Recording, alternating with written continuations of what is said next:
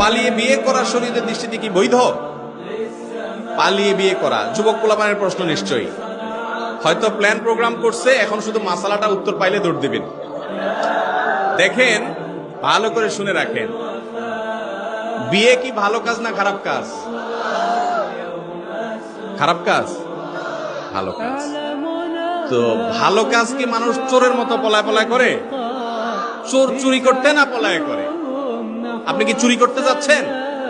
তাহলে বাঘের মাছের মতো বুক ফুলাইয়া প্রকাশ্যে ঘোষণা দিয়ে করবেন। হাদিসে আসছে আলিনু হাদান নিকাহ, বিবাহকে তোমরা প্রকাশ করো, জানান দিয়ে করো, ঘোষণা দিয়ে করো। এটা লুকায়া করার জিনিস না। যুবক ভাইয়েরা, ঘোষণা দিয়ে তো করতে পারবেন না, কারণ উত্তম মধ্যম পড়বে, বাপ মারা ধুইয়া একা একা সারতেছেন, সেজন্য পালানোর ধান্দা করতেছেন।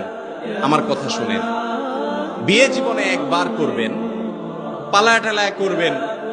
যে মেয়ের হাত ধরে যাবেন বা যে মেয়ের যে ছেলে ফুসলায়া ফাসলায়া রাজি করাইছে পালানোর জন্য, মনে রাখবেন এই ভুলের কারণে সারা জীবন আফসোস করবেন, আর এই ভুলটাকে শুধরাতে পারবেন। কারণ কি? বিয়ে সময় মা বাবা, ভাই বোন, আত্মীয় স্বজন, এলাকাবাসী মিলে যে আনন্দ হবে, এই আনন্দ ওই পালায়া